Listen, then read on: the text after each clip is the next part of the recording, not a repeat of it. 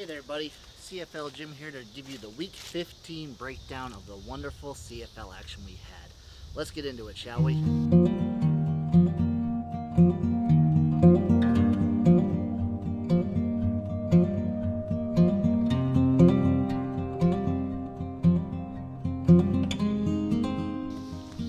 Game number one, we had the Toronto Argonauts taking on the BC Lions, with the Argos winning this one 33-17.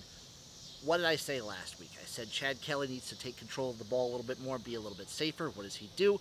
He's a little bit more safer, doesn't throw for the gaudy numbers he had last week, but also doesn't have the interceptions he had last week. Meanwhile, on the BC side, their offense for the majority of this game could get nothing done, and I mean nothing. 2 and out, 2 and out, 2 and out, 2 and out, 2 and out, 2 and out, 2 and out, 2 and out, 2 and out, constantly all night. Credit to Toronto's defense, though, because that was a mean unit. The offensive collapse of the BC Lions, though, needs to be studied in a lab. I personally believe if Vernon Adams is healthy, start him next week. Because Nathan Rourke, while he's been all right and generally improving up until this last game, he was the MOP front runner for a reason. You got to get Vernon Adams back in there. Let him start, see what you have with my man, and then we can kind of rule out everything from there. Toronto, though, and Chad Kelly in particular, played just as good as they needed to. The defense was making everything happen. They were having short fields. They were having a gassed defense to play against, and it made it so easy for the Argos to just kind of control this game from start to finish. Looking into the future for the BC Lions, start Vernon Adams, see what you have, reevaluate, figure out where you're at. You're still one of the top teams in the league in the standings.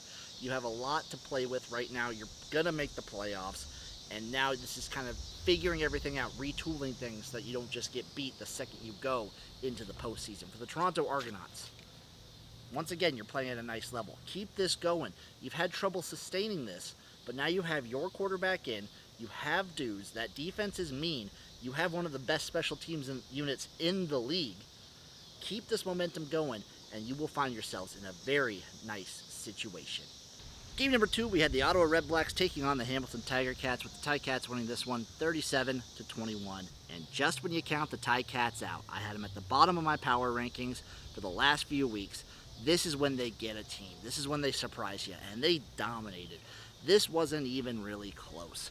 Redblacks couldn't run the ball. They couldn't do much on offense. Their defense, while still usually pretty good, was getting torched at moments by this Hamilton offense, who has been lackluster to say the least. Shout out my boy Steven Dunbar for coming up big for the Ticats in this one, by the way. He looked mwah. I wonder if the Ticats are doing that thing where they make a late season run to give their fans hope and sort of let them come into next year, 2025, with some hype, some hope, just to crush them again. I'm not trying to be mean. I'm just wondering. Just wondering. Ottawa, you're still okay. Masoli, you're trying to get him in there. You're trying to see what you have. Again, you're basically locked in for the playoffs. Retool some things, figure some things out. You're probably not going to get the first seed just because Montreal is so far ahead of everybody, but you can figure out what you have, what you're working with going into the postseason. I don't mind that, but you can't lose to Hamilton, and you can't lose like this. You have to make it a very close game, a very competitive game, and this really wasn't that for a good chunk of it. Entertaining, yes. Competitive, I wouldn't say so. Now, looking ahead for the Hamilton Tiger Cats, figure out what you're doing. The offense, I think, is okay. Get the defense tooled up. There's an outside shot that you make the playoffs and make a run. Probably not going to happen. You probably are already looking to 2025. But see what you have. Play around with it. And have fun. Have fun if you're Hamilton here. For Ottawa, keep retooling. Keep figuring things out. Keep messing around. You're already basically locked in for the playoffs. So what's the harm, right? Just keep messing around. Keep playing here. Game number three, we had the Alouettes taking on the Calgary Stampeders with a tie. Neither team wins, 19-19. A tie, folks, the second one of the season. And this one was a little less controversial than the first. Montreal, let's start with them. Let's start with the Alouettes. To me, this team looks a little sluggish. They look like they're not playing at 100%, and I don't know if they've been playing at 100% since Cody Fajardo's return, ironically. He's been a little slow to get back into it. They've been winning the games, I'll give them that, aside from these last two, but they look sluggish. Maybe also it's the fact that they've locked in a playoff spot. They're probably going to be the 1 seed, and they're just kind of going through the motions, so to speak. But I don't think that's the Montreal Alouettes way, and I am a little bit concerned. I'm about this level I'm concerned. This is max right here. I'm going to be concerned for the Alouettes. I'm right here right now. I'm not too worried. The defense still played pretty darn good against a Calgary team who at times can have a very fiery offense.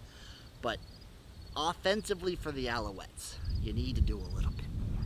Just a smidge. Calgary, I think you guys have found your calling. You were the benchmark team, but I think now you have found your true calling as the team of chaos. This team can just wreck everyone else's season. They can come in, drag teams down to their level, and just beat them in the dirt. That's going to be the Calgary Stampeders way, I believe. Jake Maier gave you a good enough game here to at least get the tie and give you a chance to win, and the defense played out of their minds. Calgary, you should be proud of this tie. Looking ahead, Calgary, embrace your role as an agent of chaos and just be wild. Be carefree. You're playing fun ball, you're playing dumb, but have fun with it. For the Montreal Alouettes, clean it up. Clean it up, boys, because this ain't going to get it done. This isn't going to win you a Grey Cup. This is not how you play. And that'll lead me to my question for you, the audience out there.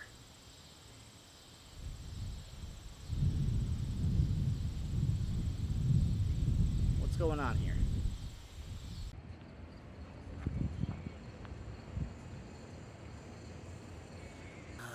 Anyway, my question for you, the audience out there, is what do your playoffs look like? Who do you have for the playoffs? Who do you have for the Grey Cup? Who do you have making it in? Who are you leaving out? That's what I want to know. As the real CFL Jim, I want to know what you guys think out there for the playoffs, the seeding, and the Grey Cup. I think for me, I have Montreal making it, Ottawa making it, obviously, Toronto, Winnipeg, BC, and I have Edmonton. Those are my playoffs, and I'm going to have the Grey Cup being the Edmonton Elks versus the Winnipeg Blue Bombers. Doesn't make sense because that's not possible, so I'm actually going to have the Edmonton Elks versus the Toronto Argonauts. That one works. Okay. Oh, geez. It's happening.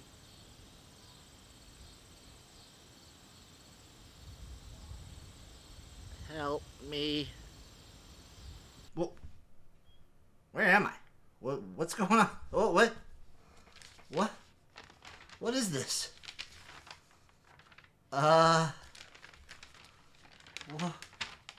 Okay. Anyway. Hey, buddy, let's do my CFL Jim Power Rankings for Week 15 of the CFL.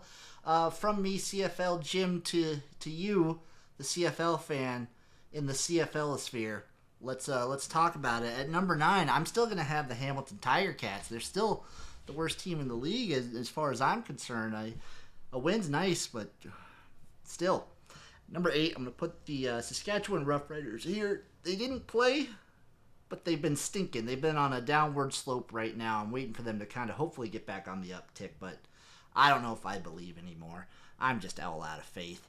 At number 7, give me the Calgary Stampeders. They jumped the Roughriders here, and they are firmly grasped in chaos, and I kind of like that. This team's feisty. This team's fun. They have a lot of fun stuff going on here. At number 6, and trust me, 6 through 1 are all very, very close. I'm going to put the Edmonton Elks here. They're feisty, they're fun, they're a blast, but I am going to put them here at the 6th spot. At number 5, it's the BC Lions, falling hard, falling fast. They don't know what's going on, and frankly, neither do I. I don't know what's going on in BC, especially with this offense. They gotta figure themselves out. At number 4, it's the Toronto Argonauts playing a lot more competitive, playing a lot more just full football. The defense is fantastic. The offense was great. Special teams always. Mwah. At number 3, I'm going to have the Ottawa Redblacks here. Yes, you lost, but you're still just a capital G good team, and I trust them. It's a big factor for me is trust, and I trust the Ottawa Redblacks. At number 2, falling for the first time in a long time, it's the Montrealouettes here. Like I said earlier in the video, I think it was me, sluggish, and sluggish is not going to win you a Grey Cup. And to be number 1, you gotta be able to win a Grey Cup. And at number 1, I'm gonna have the Winnipeg Blue Bombers. This defense is locked in. Special teams, great. Offense, getting there. I would maybe take the Bombers against almost any team right now. They're playing a great level of football, and they are just so fun to watch. So darn fun. Thank you. And now I'm here. Now I'm trapped in this box. I don't know what's going on. I'm scared. Can somebody please help me? This has been my Week 15 recap, buddy. Call somebody. Please. I can't get out. I'm trapped. I'm trapped like a rat, and I don't know what to do. Just enjoy the CFL while you can. I guess that's what I'm saying. Anyway, have a good week, buddy. I'll see you next time for Week 16.